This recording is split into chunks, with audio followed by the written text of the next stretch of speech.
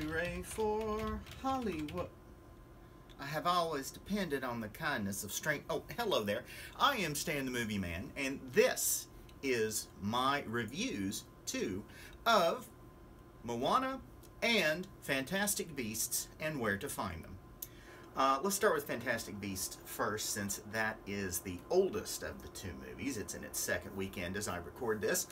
Fantastic Beasts and Where to Find Them stars Eddie Redmayne, Katherine Waterston, Alison Sodal, Dan Fogler, Colin Farrell, and more. It is the story of Newt Scamander, played by Eddie Redmayne.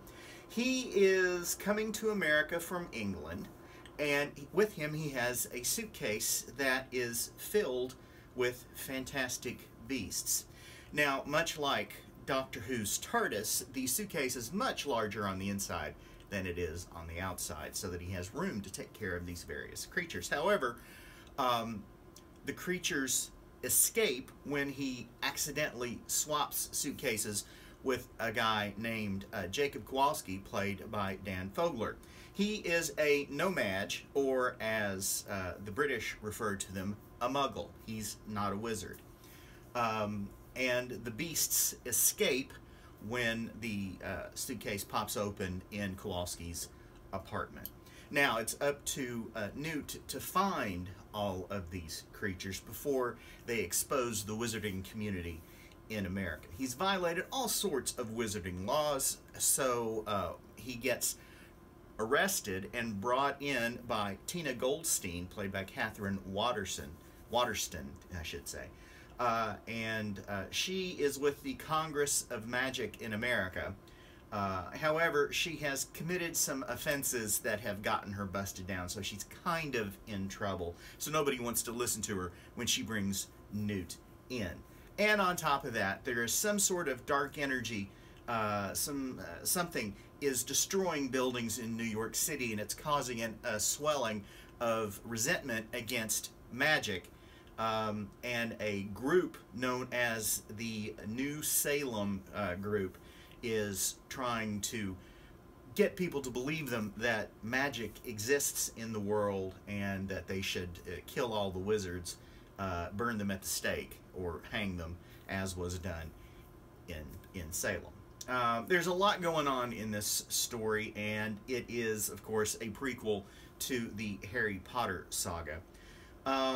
Although it doesn't have a great deal to do with the Harry Potter group, because there's like 70 or 80 years between when this movie is set and when the Potter movies are set. Although we do hear a familiar name or two, Albus Dumbledore, and a reference to the, I can't remember their name now, but Sirius Black's family.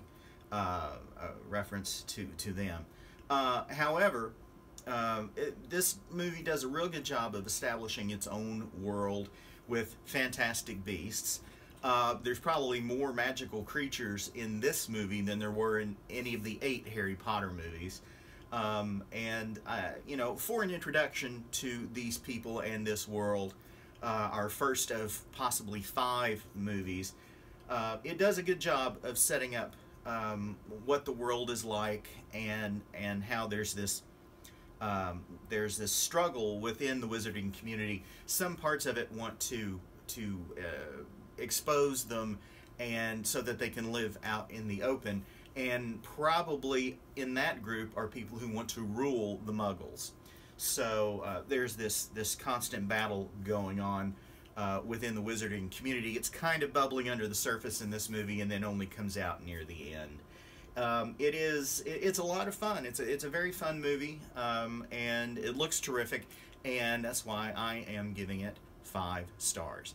I also saw Moana, which is the latest Disney animated film. It stars the voice work of Dwayne "The Rock" Johnson, also Auli'i Cravalho, Jermaine Clement, Rachel House, and more. It is the story of a group of Pacific Islanders, one of them named Moana, played by the aforementioned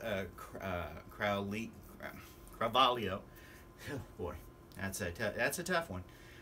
She is the daughter of the chief on her island, and even though the chief says nobody can go past the reef into the open ocean, Moana feels drawn to that, and she's often told stories by her grandmother about this demigod named Maui, voiced by Dwayne Johnson, who stole the heart of a particular deity in their faith that has started to spread a darkness and death throughout the world.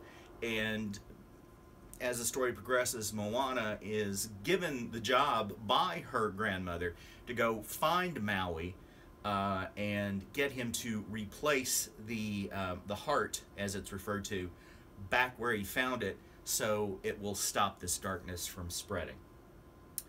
This is a beautiful movie to look at. It's absolutely gorgeous. The animation is spectacular. The landscapes, the seascapes, for the most part, look very photorealistic. There's some terrific songs in it, maybe not quite as catchy as, say, Let It Go or something like that, which I'm sure parents will probably appreciate. And Dwayne Johnson is very funny as Maui. He really uses that wrestling persona to turn this demigod into this obviously larger than life character, and he has tattoos on him that move and come to life at times, and actually sort of act as his conscience. It is again a beautiful to look at film, and it's very touching at times, and it really works on practically every level. That's why I'm also giving Moana 5 stars. Go to StanTheMovieMan.com to read my complete review. You can follow me on Twitter @MovieManStan, and you can send me emails, StanTheMovieMan@Comcast.net. Till next time, toodles.